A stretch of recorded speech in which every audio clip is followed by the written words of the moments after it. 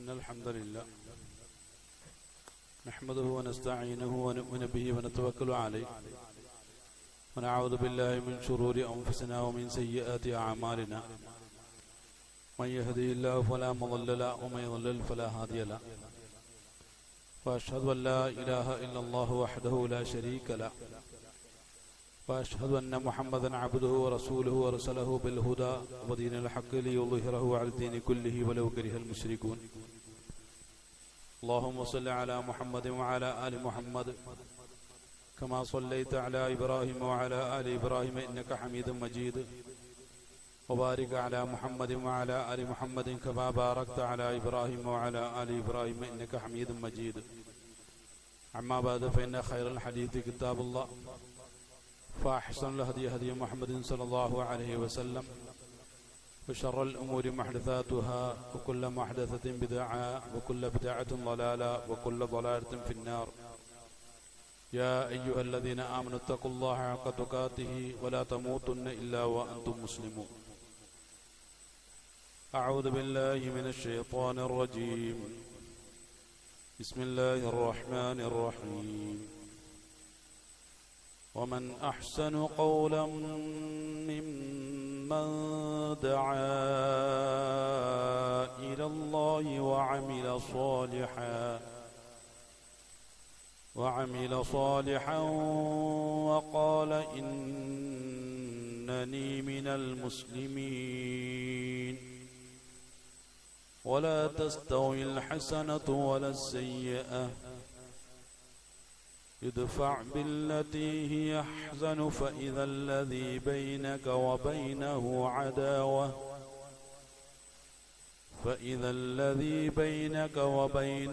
عداوة كأنه ولي حميم. പ്രിയമുള്ള സഹോദരങ്ങളെ സഹോദരന്മാരെ, അല്ലാഹുവിന്റെ കൽപ്പനകളെ അങ്ങേയറ്റം സൂക്ഷ്മതയോടുകൂടി കൈകാര്യം ചെയ്യണമെന്നും തഖ്വ കൊണ്ട് ജീവിതത്തെ ചിട്ടപ്പെടുത്തണമെന്നും എന്നോടും നിങ്ങളോടും ആദ്യമായി ഉണർത്തുകയാണ്. അല്ലാഹുവിന്റെ കൽപ്പന നിർദ്ദേശങ്ങളെ സഗൗരവം കണക്കിലെടുക്കുകയും അവകളെ ജീവിതത്തിൽ അഖിലം പ്രായോഗികവൽക്കരിക്കുകയും അവസാന നിമിഷത്തിൽ അല്ലാഹുവിന്റെ പൊരുത്തത്തോടുകൂടി വിശുദ്ധ കലിമത്തു ഷഹാദ ഉച്ചരിച്ചുകൊണ്ട് അല്ലാഹുവിന്റെ അടുക്കിലേക്ക് യാത്ര ചെയ്യാനുള്ള വലിയ സൗഭാഗ്യം നൽകി. അല്ലാഹു സുബ്ഹാനഹു വ തആല നമ്മെ ഏവരെയും അനുഗ്രഹിക്കുമാറാകട്ടെ. 41-ാമത്തെ സൂറത്തായ സൂറത്തുൽ ഫുസ്സിലത്തിന്റെ 33-ാമത്തെ ആയത്തിലൂടെ അല്ലാഹു സുബ്ഹാനഹു വ തആല വളരെ പ്രധാനപ്പെട്ട ഒരു കാര്യം നമ്മോട് പ്രഖ്യാപിക്കുകയാണ്. أعوذ بالله من الشيطان الرجيم ومن أحسن قولا ممن دعا إلى الله وعمل صالحا وقال إنني من المسلمين. ഏറ്റവും ഉന്നതരായ ആളുകൾ ആരാണ്? ഏറ്റവും അഹ്സനായിട്ടുള്ള നല്ലവനായിട്ടുള്ളവൻ ആരാണ് എന്ന് ചോദിച്ചുകൊണ്ടാണ് ഈ ഒരു ആയത്ത് ആരംഭിക്കുന്നത്. അതിൽ അല്ലാഹു വ്യക്തമാക്കുന്നത് ആ ഏറ്റവും നല്ല വ്യക്തി, അഹ്സനായിട്ടുള്ള വ്യക്തി, അദ്ദേഹത്തിന്റെ ഖൗലുകൾ, വാക്കുകൾ മിമ്മൻ ദഅ ഇലല്ലാഹ്, അല്ലാഹുവിലേക്ക് മറ്റുള്ള ആളുകളെ ക്ഷണിക്കുക, വിളിക്കുക എന്നുള്ളതാണ്. അതോടൊപ്പം തന്നെ വഅമില സ്വാലിഹ, നല്ല സുൽഹായ അമലുകൾ ചെയ്യാൻ അവൻ മറ്റുള്ള ആളുകളെ ക്ഷണിക്കുകയും ചെയ്യുമെന്നുള്ളതാണ്.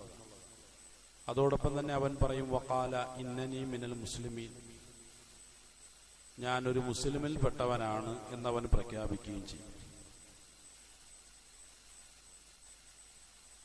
വലിയ ചിന്തകളെ ഉൾക്കൊള്ളുന്ന ഒരായത്തായിട്ടാണ് ഇതിനെക്കുറിച്ച് പരിശോധിക്കുമ്പോൾ നമുക്ക് മനസ്സിലാക്കാൻ കഴിയുന്നത്.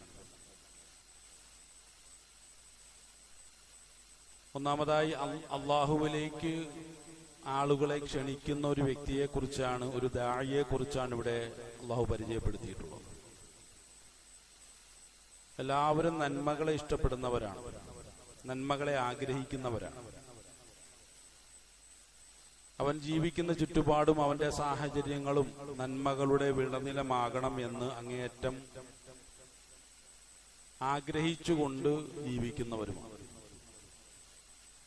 പക്ഷെ എത്രമാത്രം അതിനു വേണ്ടിയിട്ടുള്ള പരിശ്രമങ്ങൾ നടത്തുന്നു എന്ന് ചോദിച്ചാൽ ആ ഒരു രംഗത്താണ് പലപ്പോഴും വലിയ പ്രയാസം, ദാരിദ്ര്യം നമ്മൾ അനുഭവിച്ചുകൊണ്ടിരിക്കുന്നത്. നന്മകളെ ഇഷ്ടപ്പെടുന്നു, പക്ഷെ നന്മകൾ സംസ്ഥാപിക്കാൻ വേണ്ടിയിട്ട് എന്ത് പരിശ്രമങ്ങളാണ് നടത്തിയത് എന്ന് ഞാൻ എന്നോടൊന്ന് ചോദിച്ചാൽ ആ രംഗത്ത് കാര്യമായ ഒരു പ്രവർത്തനങ്ങളും നടത്താൻ സാധിച്ചിട്ടില്ല എന്ന ഉത്തരമായിരിക്കും എൻ്റെ മനസ്സാക്ഷി എനിക്ക് നൽകുന്നത്. അങ്ങനെ കേവലം ഒരു ആയത്തിന്റെ അർത്ഥം കണ്ടെത്തുക എന്നുള്ളതിനപ്പുറം അതിനോട് ആത്മാർത്ഥമായി സംവദിക്കുക എന്നുള്ളതാണ് ഖുർആൻ പഠിച്ചുകൊണ്ടിരിക്കുന്ന ഓരോ ആളുകളുടെയും ബാധ്യത. ആ നിലയ്ക്കുള്ള ഒരു സംവദിക്കൽ പ്രക്രിയയെക്കുറിച്ചാണ് ഇവിടെ സൂചിപ്പിച്ചിട്ടുള്ളത്. അള്ളാഹുവിലേക്ക് എത്ര ആളുകളെ ഞാൻ ക്ഷണിച്ചിട്ടുണ്ട്. അള്ളാഹുവിലേക്ക് ക്ഷണിക്കുക എന്ന് പറയുമ്പോൾ അതിന്റെ പ്രായോഗിക മാർഗങ്ങൾ എന്നുള്ള നിലയ്ക്ക് ഞാൻ എന്താണ് മനസ്സിലാക്കിയിട്ടുള്ളത്? കുറെ ആളുകളെ ഇങ്ങനെ ദീനിലേക്ക് കൂട്ടിക്കൊണ്ടുവരണമെന്നാണ്. അള്ളാഹുവിന്റെ മാർഗത്തിന്റെ മഹത്വങ്ങളെക്കുറിച്ച് ശരിക്കും ഞാൻ മനസ്സിലാക്കിയിട്ടുണ്ടോ? അതിന്റെ പ്രത്യേകത എന്താണ്? അതിലുള്ള നന്മകൾ എന്തൊക്കെയാണ്? കുറേയധികം ആളുകൾ അള്ളാഹുവിന്റെ മാർഗം എന്ന് ഞാൻ കാണുന്ന മാർഗത്തിലേക്ക് വന്നാൽ ഈ ലോകത്തുള്ള എല്ലാ പ്രശ്നങ്ങൾക്കും പരിഹാരമാകുമോ? അപ്പൊ ഞാൻ ആ നിലയ്ക്ക് ചിലപ്പോൾ അള്ളാഹുവിന്റെ മാർഗം എന്നുള്ള നിലയ്ക്ക് നോക്കിക്കാണുന്ന വളരെ ചെറിയ ഒരു ലോകമായിരിക്കും.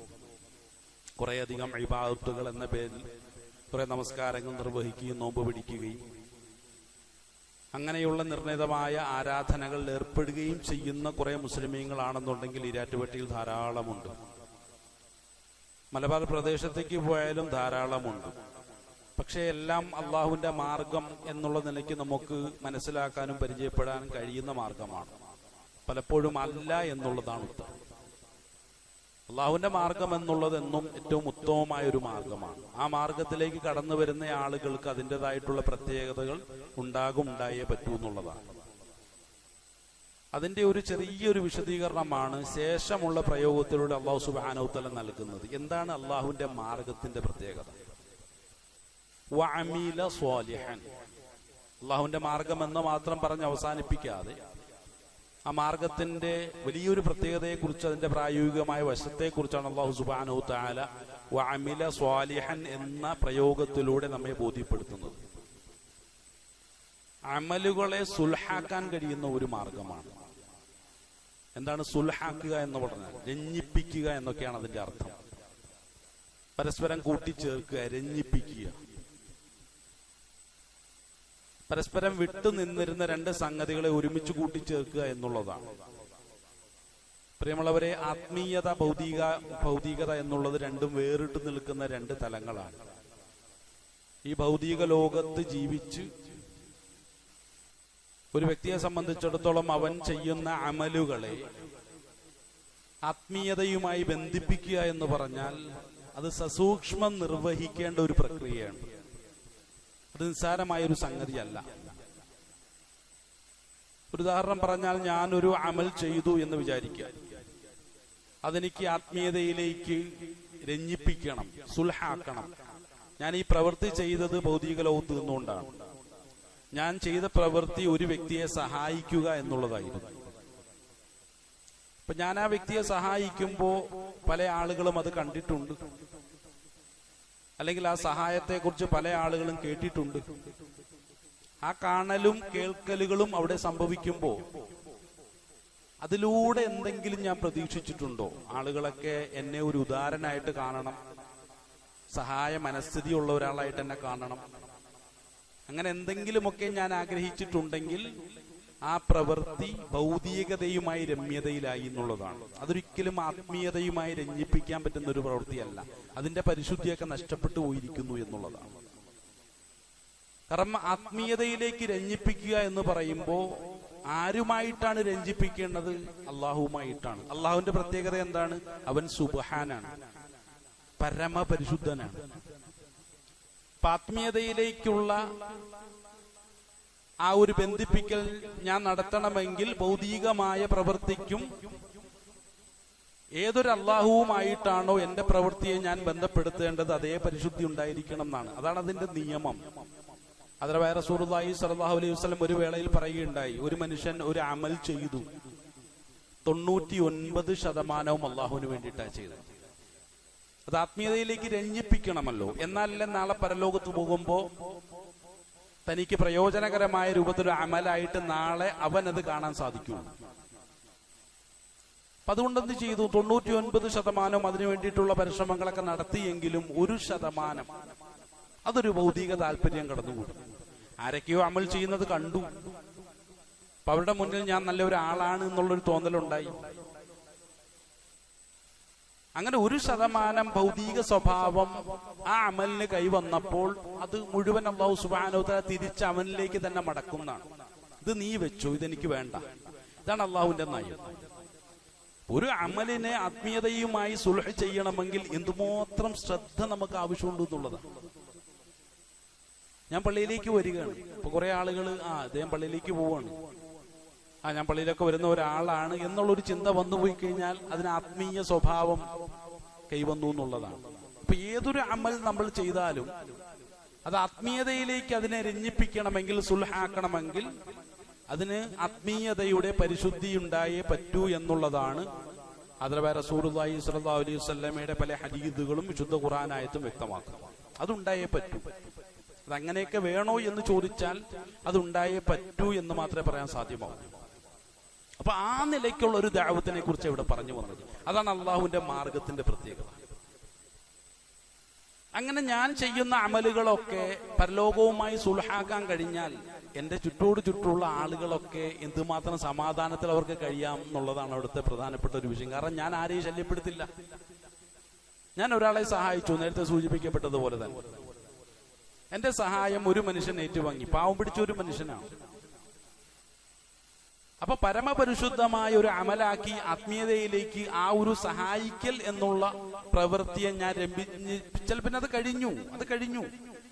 പിന്നെ അയാൾ എന്നെ കാണുമ്പോ ഒരു സന്തോഷം പ്രകടിപ്പിക്കണം നിർബന്ധമില്ല, എന്നെ ഒന്ന് ആദരിക്കണം എന്ന് ബഹുമാനമില്ല, അല്ല നിർബന്ധമില്ല.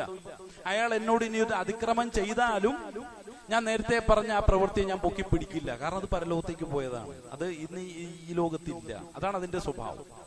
സമ്പൂർണമായും പരലോകത്തേക്ക് എത്തും. പിന്നെ ഈ ലോകത്ത് അതിന്റെ തെളിവുകളൊന്നും അവശേഷിക്കുന്നില്ല. അതിനെക്കുറിച്ച് ഞാൻ പറയാൻ പാടില്ല, അതിനെക്കുറിച്ച് ഞാൻ ചിന്തിക്കാൻ പാടില്ല. എന്നാൽ ആ മനുഷ്യൻ എന്നോട് ഇങ്ങനെ ചെയ്തല്ലോ, അയാളെ ഞാൻ സഹായിച്ചതല്ലേ എന്നൊന്നും ചിന്തിക്കാൻ പാടില്ല. അതാണ് ഏറ്റവും നല്ല അമലു സ്വാലിഹാത്ത് എന്ന് ഖുർആൻ പലപ്പോഴും പരിചയപ്പെടുത്തിയിട്ടുള്ളത്. അത് സുൽഹാക്കാൻ കഴിയുന്ന അമൽ എന്നാണ്, സുൽഹായിട്ടുള്ള അമൽ എന്നാണ്. അപ്പൊ അങ്ങനെയുള്ള അമലുകളുടെ ഒരു ലോകമാണ് അള്ളാഹുവിന്റെ ലോകമെങ്കിൽ ആ ലോകത്തേക്കാണ് ഈ പറയപ്പെട്ട മനുഷ്യൻ എല്ലാവരെയും ക്ഷണിച്ചുകൊണ്ടിരുന്നത്. ഭൗതികമായ താല്പര്യമൊന്നും പാടില്ല, തികഞ്ഞ ആത്മാർത്ഥതയോടുകൂടി. ആത്മാർത്ഥത എന്ന് പറഞ്ഞാൽ അവിടെയാണ് ആ വാക്ക് ഏറ്റവും പ്രായോഗികവൽക്കരിക്കപ്പെടുന്നത്. തികഞ്ഞ ആത്മാർത്ഥത അത് ഭൗതിക ലോകവുമായി സമരസപ്പെടുകയും വിലയം പ്രാപിക്കുകയും ചെയ്യുന്ന വലിയൊരു അമലാണ്. അവിടെയാണ് ആ ഒരു അമലിന്റെ മഹത്വവും പ്രത്യേകതയൊക്കെ മനസ്സിലാക്കാൻ കഴിയുന്നത്. അങ്ങനെയെങ്കിൽ ഒരു സുബ്ഹാനല്ലാഹുടെ അത്രയുമെങ്കിലും ആണെങ്കിൽ പോലും അത് വലിയ തൂക്കം തൂങ്ങും എന്നാണ്. അത്രമാത്രം സസൂക്ഷ്മം നിർവഹിച്ചിട്ടുള്ള ഒരു അമലാണല്ലോ. അടുത്തതായി അദ്ദേഹം അന്തസ്സായിട്ട് പറയും, വഖാല ഇന്നനി മിനൽ മുസ്ലിമീൻ, ഞാൻ ഒരു മുസ്ലിമാണെന്ന് അദ്ദേഹം ഇങ്ങനെ ചിന്തിച്ചുകൊണ്ടേയിരിക്കും, പറഞ്ഞുകൊണ്ടേയിരിക്കും. അതെന്താ അങ്ങനെ പറയേണ്ടുന്ന ഒരു ആവശ്യകത എവിടെയാണ്? പാദ്രവായ ഇബ്രാഹിം നബി അലൈഹിസ്സലാമയോട് അല്ലാഹു സുബ്ഹാനഹു വ തആല ചോദിക്കുന്ന ഒരു ചോദ്യം രണ്ടാമത്തെ സൂറത്തായ സൂറത്തുൽ ബഖറയിൽ നമുക്ക് കാണാൻ കഴിയും. ചോദ്യം ഇതാണ്, അസ്ലിം. ഇതാണ് ചോദ്യം, വളരെ ചെറിയൊരു ചോദ്യമാണ്. അസ്ലിം ആരാ ചോദിക്കുന്നത്? അല്ലാഹു സുബ്ഹാനഹു വ തആല ചോദിക്കുകയാണ്. ആരോടാ ചോദിക്കുന്നത്? ഇബ്രാഹിം നബി അലൈഹിസ്സലാമയോടാണ്. ചോദ്യം ഇത്രേ ഉള്ളൂ, അസ്ലിം. എന്താ അതിന്റെ അർത്ഥം? നിങ്ങൾ മുസ്ലിം ആണോ? ഇതാരോട് അള്ളാഹു ചോദിക്കുന്നത്? ഇബ്രാഹിം നബി അലൈഹി സ്വലാമയോടാണ്. താങ്കൾ മുസ്ലിം ആണോ? വളരെ വളരെ നിസ്സാരമായ ലളിതമായ ഒരു ചോദ്യമാണ്. ഇപ്പൊ ഇബ്രാഹിം നബി അലൈഹി സ്വലാം ആ ചോദ്യത്തെ ഉൾക്കൊള്ളുന്നു. അദ്ദേഹം മറുപടി കൊടുക്കുന്ന രീതി ഇതാണ്, അസ്ലംതു ലിറബ്ബിൽ ആലമീൻ. അസ്ലംതു ലിറബ്ബിൽ ആലമീൻ. അസ്ലംതു എന്ന് മാത്രമല്ല പറഞ്ഞത്, അസ്ലംതു ലിറബ്ബിൽ ആലമീൻ. ആലമുകളുടെ റബ്ബായ അള്ളാഹുവിന് മുന്നിൽ ഞാൻ മുസ്ലിമാണെന്ന് പറഞ്ഞാൽ അവിടെ മുസ്ലിം എന്നുള്ള വാക്ക് എന്താണെന്ന് നമ്മൾ മനസ്സിലാക്കണം. ഇത് പരമ്പരാഗതമായി ഇപ്പോ തെക്കൻ കേരളത്തിലുള്ള തിരുവിതാംകൂറിലുള്ള ജനങ്ങളുടെയൊക്കെ SSLC ബുക്കിൽ ഇസ്ലാം മുസ്ലിം എന്നും വടക്കൻ മലബാറിലുള്ള ആളുകളുടെയൊക്കെ മാപ്പിള മുസ്ലിം എന്നും രേഖപ്പെടുത്തുന്ന ഒരു പദമാണോ മുസ്ലിം? ഒരിക്കലും അല്ല. അങ്ങനെ ആയിരുന്നുവെങ്കിൽ നമ്മയൊക്കെ കബറടക്കുമ്പോൾ SSLC ബുക്കും കൂടി ചേർത്ത് വെക്കണമായിരുന്നു. അങ്ങനെ വെക്കുന്നില്ലല്ലോ. അപ്പൊ ഖബറുകളിൽ നിന്നും നമ്മെ ഏത് രൂപത്തിലാണ് തിരിച്ചറിയപ്പെടുന്നത് എന്നുള്ളതാണ് മുസ്ലിം എന്ന വാക്കിന്റെ ഏറ്റവും പ്രയോജനകരമായ ഒരു സന്ദർഭം എന്ന് പറയുന്നത്. അല്ലെ നാളെ പരലോകത്ത് വെച്ച് എന്ത് ചെയ്യണം? മുസ്ലിം എന്ന് വിളിക്കണം. മുസ്ലിം എന്ന് വിളിച്ചിട്ടില്ലെങ്കിൽ അവരൊക്കെ എന്താണ്? മുസ്ലിം വിരുദ്ധമായിട്ടുള്ള കാഫിർ എന്നുള്ള തലത്തിലോ അല്ലെങ്കിൽ ഫാസിഖ് എന്നുള്ള തലത്തിലോ അല്ലെങ്കിൽ മുനാഫിഖ് എന്നുള്ള തലത്തിലോ ഒന്നോ അങ്ങനെയൊക്കെ മാറിപ്പോകും. അല്ലെങ്കിൽ മുശ്രിക്ക് എന്നുള്ള തലത്തിലോ ഒക്കെ മാറിപ്പോകുന്നതാണ്. അങ്ങനെ ഖുർആൻ പറഞ്ഞു തരുന്നത്. ഇപ്പൊ ഇബ്രാഹിം നബി അലൈഹി ഇസ്ലാമയോട് അള്ളാഹു സുബ്ഹാനഹു വ തആല എപ്പോഴായി ചോദ്യം ചോദിക്കുന്നത്? അതാണ് നമ്മൾ പഠന വിധേയമാക്കേണ്ട ഏറ്റവും പ്രധാനപ്പെട്ട ഒരു വിഷയം. ഇബ്രാഹിം നബി അലൈഹി സ്വലാം ആ തീയിലെറിയുന്നതിന് മുമ്പാണോ? അല്ല. ഇസ്മായിൽ നബി അലൈഹി സ്വലാമെ അറുക്കാൻ ശ്രമിക്കുന്നതിന് മുമ്പാണോ? അതുമല്ല. കഅബ പണിയുന്നതിന് മുമ്പാണോ? അതുമല്ല. ഹജറ ബീവി ഇസ്മായിൽ നബി അലൈഹി സ്വലാമയെ മക്കയിൽ കൊണ്ടേ വിടാൻ പറയുന്നതിന് മുമ്പാണോ? അതുമല്ല. സ്വന്തം ശരീരത്തെ അള്ളാഹുവിന് വേണ്ടി അഗ്നിയിൽ അർപ്പിക്കാൻ തയ്യാറായതിനു ശേഷം സ്വന്തം ഭാര്യയും മക്കളെയും ആരോരുമില്ലാത്ത തികച്ചും പ്രതികൂലമായ ആ ഒരു ഭൂമികയിൽ അഥവാ മക്കയിൽ കൊണ്ടേ വിട്ടതിന് ശേഷം പുത്രനായ ഇസ്മായിൽ നബി അലൈഹി സ്വലാമെ അറുക്കാൻ ശ്രമിച്ചതിന് ശേഷം വിശുദ്ധമായ കഅബ ഷരീഫ് പണിതതിന് ശേഷം ഇങ്ങനെ ഇബ്രാഹിം നബി അലൈഹി സ്വലാമയുടെ ഏതാണ്ട് അവസാന ഘട്ടത്തിൽ അള്ളാഹു സുബ്ഹാനഹു വ തആല ചോദ്യം ചോദിക്കണം. നമുക്ക് രസകരമായിട്ട് തോന്നും. മുസ്ലിമാണോ? നമുക്കെന്താ പടച്ചോൻ എന്ത് ചോദ്യമാണ് ഈ പടച്ചോൻ എന്താ ഇങ്ങനെയൊക്കെ ചോദിക്കും? നമ്മൾ ചിലപ്പോൾ ചിന്തിച്ചു പോകും. പക്ഷെ അവിടെ വലിയ ഒരു ആശയമാണ്, ഒരു പ്രായോഗികമായിട്ടുള്ള ഒരു വശമാണ് അല്ലാഹു സുബ്ഹാനഹു വ തആല അതിലൂടെ ഉദ്ദേശിക്കുന്നതും ഇബ്രാഹിം നബി അലൈഹി സ്വലാമിന്റെ മറുപടിയിലൂടെ നമുക്ക് മനസ്സിലാക്കാൻ കഴിയുന്നത്. എന്താണ് മുസ്ലിം? അത് ഇബ്രാഹിം നബി അലൈഹി സ്വലാമിയുടെ പ്രഖ്യാപനമായിട്ട് തന്നെ നമുക്ക് വിശുദ്ധ ഖുർആനിലൂടെ മനസ്സിലാക്കാൻ കഴിയും. സൂറത്തുൽ അൻആമിന്റെ ഓർമ്മ ശരിയാണെങ്കിൽ 164-ാമത്തെ ആയത്താണ്. അതിലൂടെ നമ്മളൊന്ന് പരിശോധിച്ച് നോക്കിക്കഴിഞ്ഞാൽ ആദരവായ റസൂലുള്ളാഹി സ്വല്ലല്ലാഹു അലൈഹി വസല്ലമയുടെ അല്ലാഹു സുബ്ഹാനഹു വ തആല പറയാൻ കൽപ്പിക്കുകയാണ്. എന്താ പറയാൻ പറഞ്ഞത്? ഖുൽ ഇന്ന സ്വലാത്തി ഖുൽ ഇന്ന സ്വലാത്തി വനുസുകി വമഹ്യായ വമമാതി ലില്ലാഹി റബ്ബിൽ ആലമീൻ ലാ ശരീക ലഹു വബിദാലിക ഉമിർതു വഅന അവ്വലുൽ മുസ്ലിമീൻ. ഇങ്ങനെയാണ് ഖുർആനിലുള്ളത്. നമ്മുടെ ഇഫ്തിതാഹിന്റെ ദുആ അഥവാ വജ്ഹത്തുമായി ബന്ധപ്പെട്ട ഒരു പ്രാർത്ഥനയുമായി ബന്ധപ്പെട്ട ചില ആയത്തുകളാണ്. വജ്ഹത്ത് സമ്പൂർണ്ണമായും സൂറത്തുൽ അൻആമിലെ ആയത്താണ്. അത് ഇബ്രാഹിം നബി അലൈഹി സ്വലാമുമായി ബന്ധപ്പെട്ട 3 ആയത്തുകളാണ്. അതിൽ ഈ 2 ആയത്തുകൾ എന്താണ് മുസ്ലിം എന്ന് നിർവചിക്കപ്പെടുന്നുണ്ട് എന്നാണ്. എന്താ അല്ലാഹു സുബ്ഹാനഹു വ തആല പറയാൻ പറഞ്ഞത്? ഖുൽ, പ്രവാചകരെ താങ്കളും എന്ന് പറയും. താങ്കളും പറയും. ഇബ്രാഹിം നബി അലൈഹി സ്വലാമയെ പോലെ താങ്കളും പറയും. എന്താ പറയേണ്ടതെന്നറിയോ? ഇന്ന സ്വലാത്തി, നിശ്ചയം എന്റെ നമസ്കാരം, വനുസുകി, എന്റെ എല്ലാ ആരാധനകളും, എന്റെ സ്നേഹം, എന്റെ പുഞ്ചിരി, എന്റെ സഹകരണം, എന്റെ സഹാനുഭൂതി, എന്റെ നമസ്കാരം, ഇങ്ങനെ തുടങ്ങി എന്റെ ഭാഗത്തു നിന്നും അള്ളാഹുവിന് വേണ്ടിയിട്ട് എന്ന നിലയ്ക്ക് ഞാൻ ചെയ്യുന്ന എല്ലാ അമലുകളും, അതാണ് വനുസുക്കി എന്ന് പറയുമ്പോൾ അതിനെല്ലാം ഉൾക്കൊള്ളുന്നു എന്നുള്ളതാണ്. അടുത്തത് വമഹ്യായ, എന്റെ ജീവിതം, വമമാതി, എന്റെ മരണവും. എന്തെങ്കിലും ബാക്കിയുണ്ടോ എന്റെ കയ്യിൽ? എന്റെ ജീവിതവും ഞാൻ പടച്ചവന് കൊടുത്തു, മുഴുവനും കൊടുത്തു. ഞാൻ എന്റെ മരണം പോലും ഞാൻ കൊടുത്തു, എന്റെ ആരാധനകളെല്ലാം കൊടുത്തു, എന്റെ ജീവിതം മുഴുവൻ ഞാൻ കൊടുത്തു, എന്റെ നമസ്കാരവും ഞാൻ കൊടുത്തു. ഇബാദത്ത് എന്ന് പറഞ്ഞാൽ നേരത്തെ പറഞ്ഞതുപോലെ നിർണിതമായ ആരാധനകൾ മാത്രം ഒതുങ്ങി നിൽക്കരുത്. എന്റെ ജീവിതമാണ് ഇബാദത്ത് എന്നുള്ളത്. അള്ളാഹുവിന് വേണ്ടി സമർപ്പിക്കാൻ കഴിയുന്ന എന്റെ ജീവിതം, ഇതെല്ലാം ഞാൻ കൊടുത്തു. ലില്ലാഹി റബ്ബിൽ ആലമീൻ, അല്ലാഹു സുബ്ഹാനഹു വ തആലയ്ക്ക് ഞാൻ എഴുതി സൈൻ ചെയ്ത് കൊടുത്തു. അതിനുശേഷം വളരെ പ്രധാനപ്പെട്ട ഒരു കരാറും കൂടി ഞാൻ സൈൻ ചെയ്യാൻ അള്ളാഹുവിനോട് ആവശ്യപ്പെടുകയാണ്. എന്താണ്? ലാ ശരീക ലഹു. ഈ കരാറിൽ ഞാനും നീയുമല്ലാതെ വേറെ ഒരാളും പങ്കെടുക്കാൻ പാടില്ല. ഇന്ന സ്വലാത്തി എന്ന് പറഞ്ഞല്ലോ, നിന്റെ നമസ്കാരം, വനുസുക്കി, എല്ലാ ആരാധനകളും എന്നും പറഞ്ഞല്ലോ. മഹ്യ, എന്റെ ജീവിതവും മരണവും അടക്കം എല്ലാ കാര്യങ്ങളും എല്ലാം എനിക്ക് എഴുത്തുന്നിരിക്കണം. സംശയമുണ്ടോ? ഒരു സംശയമില്ല. എങ്കിൽ അതിലേക്ക് ഇനി ഒരാളും പങ്കെടുക്കാൻ പാടില്ല. ഒരു പാർട്ട്ണർ പോലും ഈ കച്ചവടത്തിൽ പങ്കുചേരാൻ പാടില്ല. ലാ ശരീക ലഹു. അങ്ങനെയാണോ? അവനോട് യാതൊന്നിനെയും പങ്കുചേർക്കാത്ത ഒരവസ്ഥയിലാണോ ഉള്ളത്? അതേ എന്നാണെങ്കിൽ അന മിനൽ മുസ്ലിമീന്നോ വാന അവ്വലുൽ മുസ്ലിമീന്നോ പറഞ്ഞു. ഇല്ല എങ്കിൽ അത് പറയേണ്ടെന്നാണ്. സുബ്ഹാനല്ലാഹ്, നമ്മൾ ചിന്തിച്ചു നോക്കി. ഇല്ല എങ്കിൽ ഇനി എന്തെങ്കിലും ബാക്കിയുണ്ടെങ്കിൽ, എന്റെ പ്രവർത്തനത്തിൽ എന്റെ ഭാര്യയെക്കുറിച്ച് പങ്കുണ്ട്, അല്ല എന്റെ മക്കൾക്ക് കുറിച്ച് പങ്കുണ്ട്, ഞാൻ എന്റെ മക്കൾക്ക് വേണ്ടിയിട്ടാണ് ജീവിക്കുന്നത്, അങ്ങനെയൊക്കെ ആണെങ്കിൽ പൂർണ്ണമായിട്ടും ഈ കരാറിൽ നിന്നും ഒഴിവാകും. നിസാരമായ വിഷയമല്ല, ഇത് ഖുർആനാണ്. എന്തെങ്കിലും ബാക്കി വെക്കാനുണ്ടോ? നിന്റെ താല്പര്യങ്ങളുണ്ടോ ഇതില്? നിന്റെ താല്പര്യം, എനിക്ക് എന്റേതായ കുറച്ച് താല്പര്യങ്ങളൊക്കെ ഉണ്ട്, അങ്ങനെ എന്തെങ്കിലും ഉണ്ടെങ്കിൽ ഒഴിവായിക്കോ, കരാറിൽ നിന്നും ഒഴിവായിക്കോ. നീ മുസ്ലിം അല്ല, നീ മുസ്ലിം അല്ല. നിന്നെ ഒരു മുനാഫിഖെന്നോ ഫാസിഖെന്നോ മുശ്രിക്കെന്നോ കാഫിറെന്നോ എന്ത് പേരിൽ വേണമെങ്കിലും നിനക്ക് സ്വയം അറിയപ്പെടാം. അത് നിന്റെ താല്പര്യമാണ്, നീ ഒഴിവായിക്കോ. അപ്പൊ അവിടെ നമ്മൾ പൂർണ്ണമായും അല്ല പഠിച്ചവനെ, ഞാൻ പൂർണ്ണമായും എന്റെ ഈ പറഞ്ഞതെല്ലാം നിനക്ക് വേണ്ടി മാത്രം, അതിലേക്ക് ഒരു പങ്കാളിയും ഇല്ലാത്ത വിധം സമ്പൂർണമായി നിനക്ക് വേണ്ടി മാത്രം ഞാനിതാ സമർപ്പിക്കുന്നു എന്നുള്ള നിലയ്ക്കാണെങ്കിൽ അല്ലാഹു സുബ്ഹാനഹു വ തആല പറയും, വഅൻത അവ്വലുൽ മുസ്ലിം, നീ ഒന്നാം തരം മുസ്ലിമാണ്. ആര് പറഞ്ഞതുപോലെ എന്നറിയോ? ഇബ്രാഹിം നബി അലൈഹി സ്വലാം അങ്ങനെ പറഞ്ഞു, വാന അവ്വലുൽ മുസ്ലിം എന്നാ പറഞ്ഞു, ഞാൻ ഒന്നാം തരം മുസ്ലിമാണെന്നാ പറഞ്ഞു. പ്രിയമുള്ളവർ, നമ്മളൊക്കെ ചിന്തിക്കുക. നമ്മൾ പരമ്പരാഗതമായി ഇങ്ങനെ ചിന്തിച്ചു വരുന്ന ഒരു കാര്യം, പാരമ്പര്യമായ ഒരു മുസ്ലിം കുടുംബത്തിൽ ജനിച്ചാൽ ഞാൻ ഒരു മുസ്ലിമാണ്, എനിക്കതൊക്കെ മതി, ആ നിലയ്ക്ക് ഞാൻ ഒരു മുസ്ലിമാണ്, പിന്നെ പങ്കാളികൾ എത്ര വേണേ കടന്നു വന്നോട്ട് അതൊരു പ്രശ്നമേ അല്ല എന്നുള്ള ഒരു അന്ധമായ കാഴ്ചപ്പാടിലൂടെയാണ് പലപ്പോഴും ഞാൻ അടങ്ങുന്ന മുസ്ലിം സമുദായം കഴിഞ്ഞുകൂടിക്കൊണ്ടിരിക്കുന്നത്. അതുകൊണ്ട് പ്രിയമുള്ളവരെ, നന്നായിട്ട് ചിന്തിക്കുക, കാര്യങ്ങളെ ശരിയാം വിധം മനസ്സിലാക്കാനുള്ള നല്ല ചിന്തയും ബോധവും തിരിച്ചറിവും നൽകി അല്ലാഹു സുബ്ഹാനഹു വ തആല നമ്മെ എല്ലാവരെയും അനുഗ്രഹിക്കുമാറാകട്ടെ.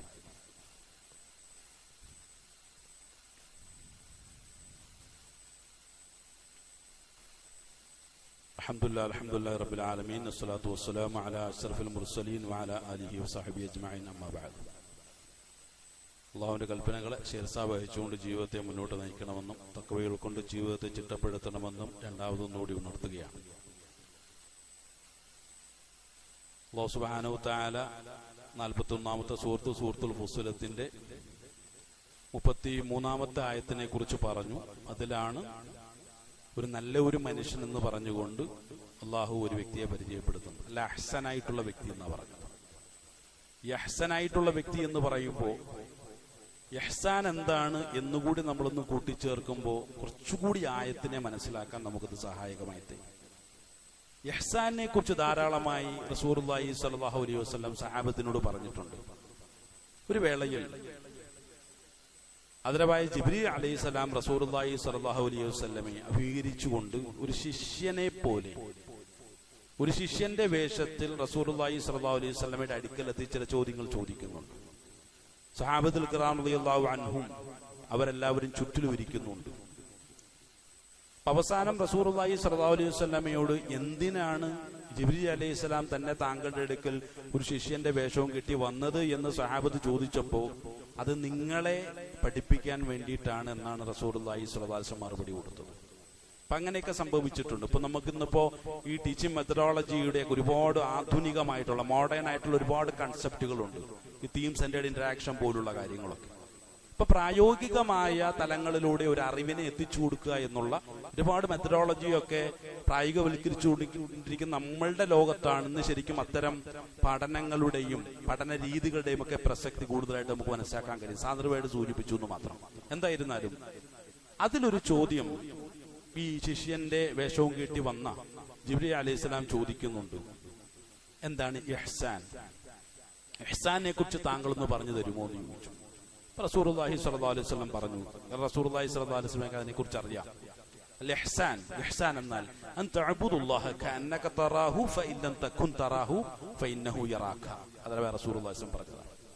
ഇഹ്സാൻ എന്നാൽ നീ ഇബാദത്ത് ചെയ്യലാണ്. നീ ഇബാദത്ത് ചെയ്യലെന്ന് പറഞ്ഞാൽ നേരത്തെ പറഞ്ഞതുപോലെ തന്നെ ഏതെങ്കിലും ഒരു അമൽ നിർവഹിക്കുക. ആർക്ക് വേണ്ടി? അല്ലാഹു സുബ്ഹാനഹു വ തആലയ്ക്ക് വേണ്ടി. ഇതെനിക്ക് ആത്മീയ ലോകത്ത് സുൽഹാക്കണം എന്ന നിയത്തോടു കൂടി, അള്ളാഹുവിന് വേണ്ടിയിട്ട് മാത്രമാണ് എന്നുള്ള നിയത്തോടു കൂടി, നേരത്തെ പറഞ്ഞതുപോലെ മറ്റുള്ള പങ്കുകളൊന്നും ഇതിലില്ല. ആ നിലയ്ക്ക് നല്ല ഒരു അമൽ ചെയ്യാൻ ഒരു വ്യക്തി തീരുമാനിച്ചാൽ അൻതഅബുദുല്ലാഹ, ആ നിലയ്ക്ക് ഒരു അമൽ ചെയ്യലാണ്. കഅന്നക തറാഹു, നീ അവനെ കാണുന്നത് പോലെ. ആരെ? ഈ കരാറ് ചെയ്ത വ്യക്തി ഉണ്ടല്ലോ, ആരാണ്? അല്ലാഹു സുബ്ഹാനഹു തആല.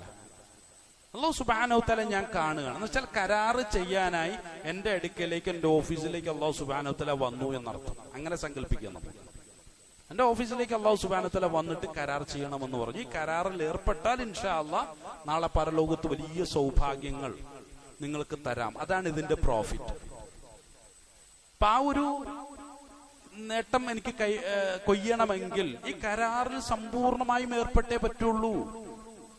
അല്ലെ, നമ്മളുടെ ഓഫീസിലേക്ക് പല ആളുകളും കടന്നു വരാറുണ്ട്, പല നിലയ്ക്കുള്ള കരാർ നമ്മൾ സൈൻ ചെയ്യാറുണ്ട്. അവിടെ അടിസ്ഥാനപരമായ സംഗതി വഞ്ചിക്കരുത്, ചതിക്കരുത്, പറ്റിക്കരുത്.